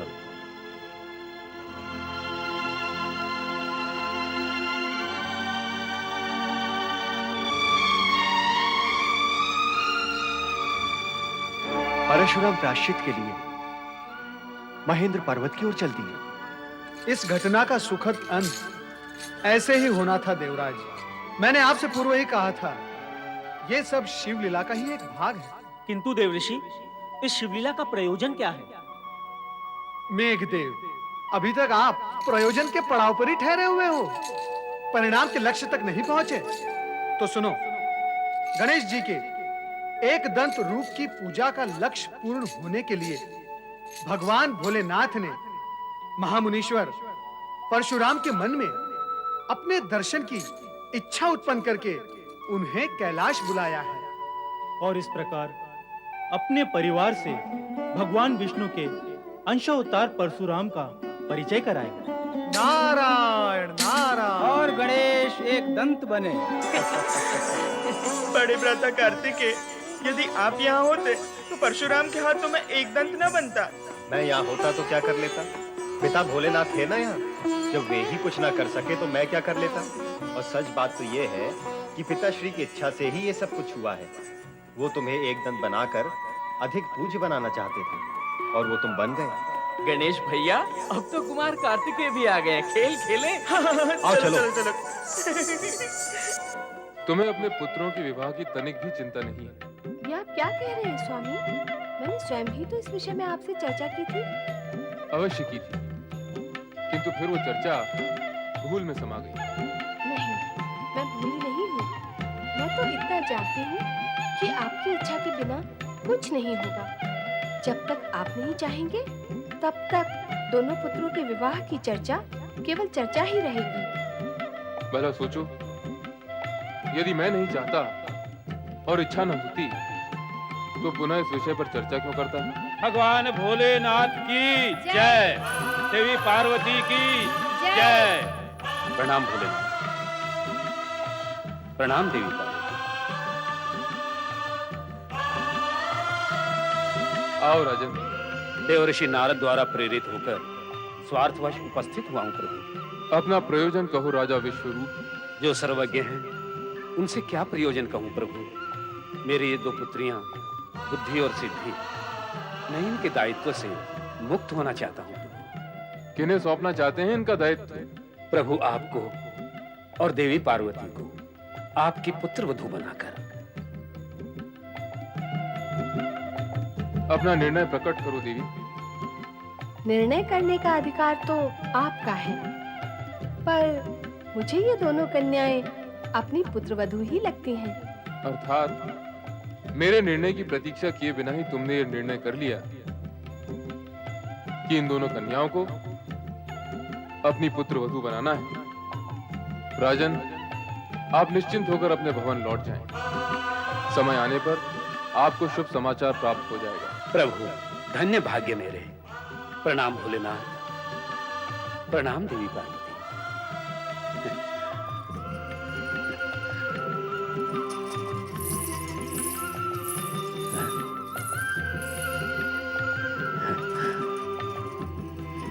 प्रणाम प्रणाम।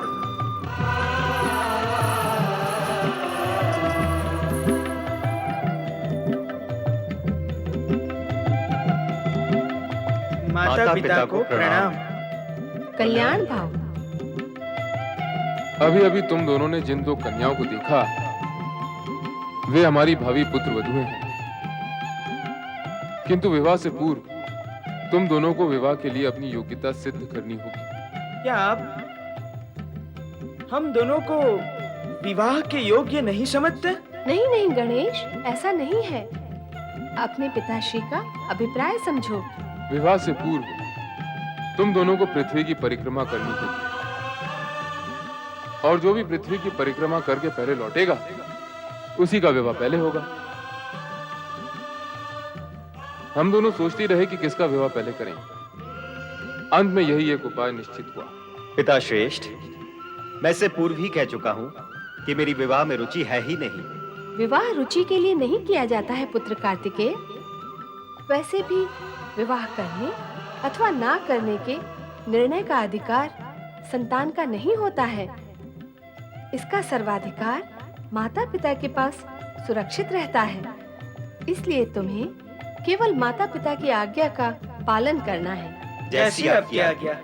गणेश, मैं तुम्हें मूषक वाहन प्रदान करूंगी ताकि तुम कार्तिकेय के साथ पृथ्वी परिक्रमा में भाग ले सको।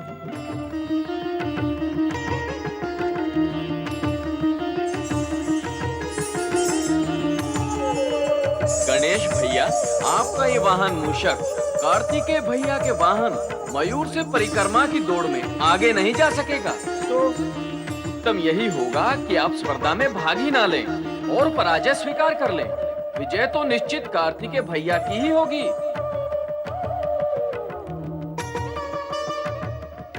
प्रणाम बड़े भ्राता। मैं तो स्वयं इस स्पर्धा से विलक होने का विचार कर रहा हूँ। हानि तो इतनी होगी कि मेरा विवाह बड़े भ्राता कार्तिकेय के विवाह के पश्चात होगा। तो अब दूधा कहाँ है? माता पिता की आज्ञा से बंधा हुआ हूँ, इसलिए परिक्रमा की प्रतिस्पर्धा करना मेरी विवशता है। बड़े भ्राता, शुभ मुहूर्त आ पहुंचा है। परिक्रमा का समय हो गया है। अब हमें पृथ्वी की परिक्रमा आरंभ कर देनी चाहिए। हाँ, अब अकारण विलंब क्यों हो? तो गणेश, पृथ्वी परिक्रमा आरंभ करने से पूर्व हमें अपने माता पिता से आशीर्वाद प्राप्त कर लेना चाहिए। हाँ बड़े भ्राता, माता पिता के आशीर्वाद के बिना आरंभ किए गए सभी कार्यों का अंत दुखंत ही होता है। इसलिए माता पिता का आशीर्वाद तो हमें लेना ही होगा।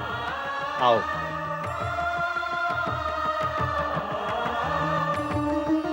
माता गौरी पिता शंकर, जय जय गौरी शंकर।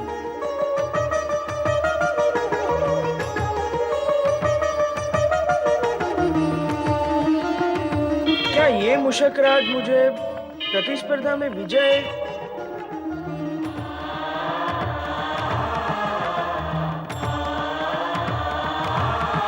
कुमार कार्तिकेय की जय, कुमार कार्तिकेय की जय, कुमार कार्तिकेय की जय, भगवान भोलेनाथ की जय, माता पार्वती की जय।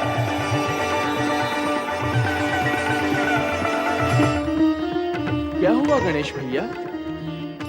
नंदी भैया, क्या मेरा ये मूषक मुझे पृथ्वी की परिक्रमा करा सकेगा? यदि आपके भाग्य में लिखा है तो संभव है कि आप कार्तिकेय भैया से आगे निकल जाएंगे।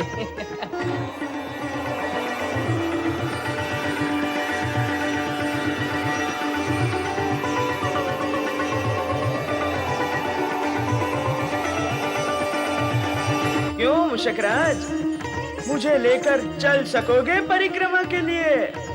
गणेश भैया, इससे ये पूछिए कि कुमार कार्तिकेय के वाहन मयूर से आगे निकल सकेगा अथवा नहीं। जब चलना ही नहीं हो सकेगा तो आगे कैसे निकल सकेगा? ये तो असंभव ही है। पर भैया, स्पर्धा आरंभ हो चुकी है, कुमार कार्तिकेय जा चुके हैं और आप अभी तक यही हैं। और अधिक विलंब हुआ तो आप स्पर्धा हार जाएंगे। नहीं नंदी भैया, नहीं, विजयी तो मैं ही रहूंगा। नारायण नारायण, बधाई हो कुमार कार्तिकेय, बधाई हो। ओ देव ऋषि नारद, बधाई किस लिए देव ऋषि? पृथ्वी परिक्रमा की प्रतिस्पर्धा में विजयी होने की बधाई। अभी जय पराजय का निर्णय कहाँ हुआ है? स्पर्धा तो चली रही है। नारायण नारायण, प्रत्यक्ष न सही परंतु परोक्ष रूप से निर्णय हो चुका है कुमार। और भला गणेश जी उस मूषक पर सवार होकर आपसे आगे बोलो किस प्रकार जा पाएंगे? कहाँ उस मूषक की मंद गति और कहाँ आपके इस मयूर की पवन गति। भारी भरकम शरीर वाले लंबोदर गणेश जी को भला वो मूषक कब तक और कहां तक ले जाएगा? नारायण नारायण, आप तो विजयी हो ही गए कुमार। पर मैं ऐसा नहीं मानता देव ऋषि। अप्रिय सत्य को मानने में तनिक विलंब तो लगता ही है कुमार। आपको गणेश जी के प्रति अत्यधिक स्नेह है। अपनी विजय और उनकी पराजय ये आपको प्रिय नहीं है, परंतु परिक्रमा में आपकी विजय ये पूर्व निश्चित सत्य है। नारायण नारायण। सत्य तो ये भी है देव ऋषि कि ना मुझे विजय की इच्छा है ना विवाह करने की। मैं तो अपने माता पिता की आज्ञावश इस स्पर्धा से जुड़ गया हूँ। आप माता पिता की आज्ञा का सम्मान भी करते हैं और विवाह ना करके बाल ब्रह्मचारी भी रहना चाहते हैं। ये दोनों कार्य एक साथ? नारायण नारायण, आप कैसे कर पाएंगे कुमार?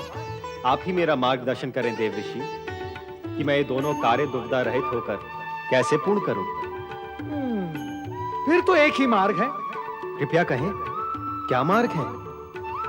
आपको स्पर्धा में पराजित होना पड़ेगा और उसके लिए आप कैलाश विलंब से पहुंचे, अर्थात अपनी गति को मंद करना होगा आपको, जिससे गणेश जी की विजय सुनिश्चित हो जाएगी। मैं भी यही चाहता हूँ कि गणेश विजयी हो और उसका विवाह हो जाए। वो भी निश्चित है। अर्थात ये कुमार कि विधि के विधान के अनुसार राजा विश्वरूप की पुत्रियां बुद्धि और सिद्धि का विवाह गणेश जी से पूर्व निश्चित है। नारायण नारायण। बुद्धि और सिद्धि का विवाह? हाँ कुमार, बुद्धि और सिद्धि से। नारायण नारायण। बुद्धि और सिद्धि का विवाह गणेश से?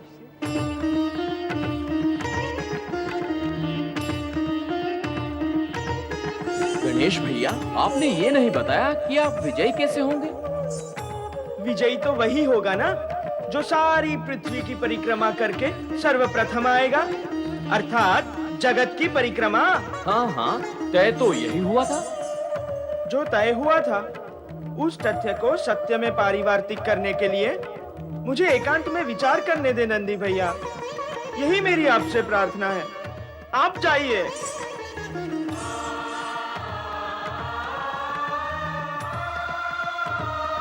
परिक्रमा, पृथ्वी की परिक्रमा।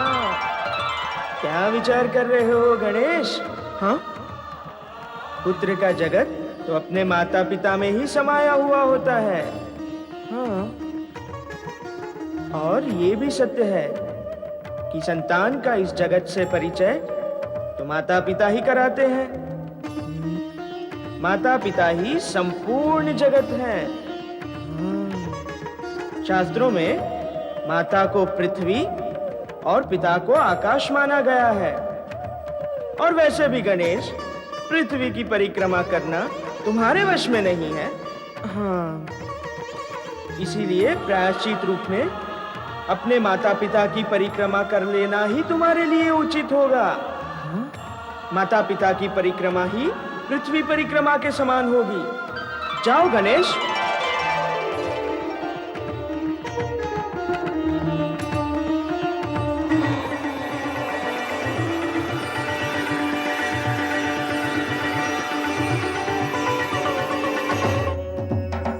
कुमार गणेश की जय।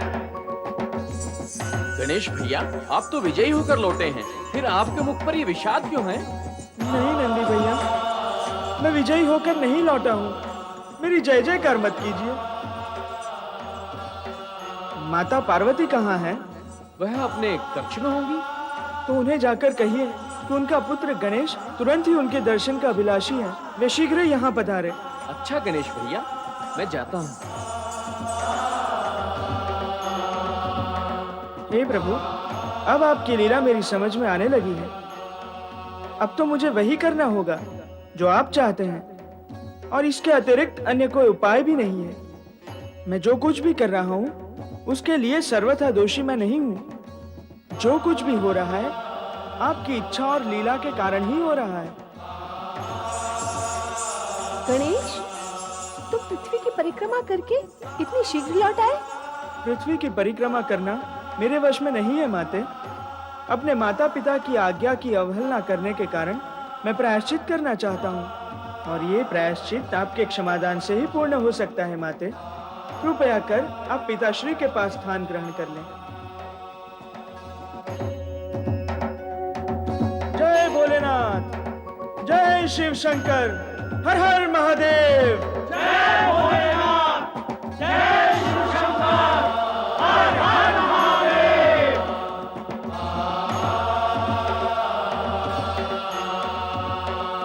प्रणाम स्वीकार करें स्वामी।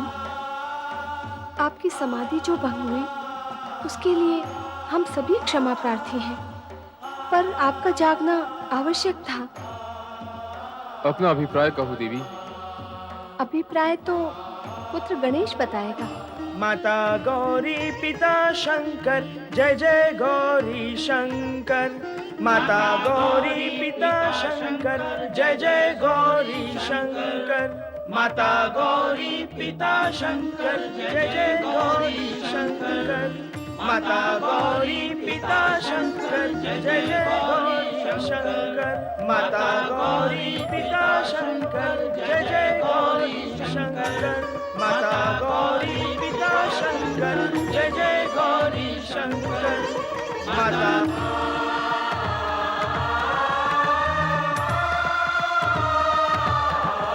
माता गौरी पिता शंकर, जय जय गौरी शंकर।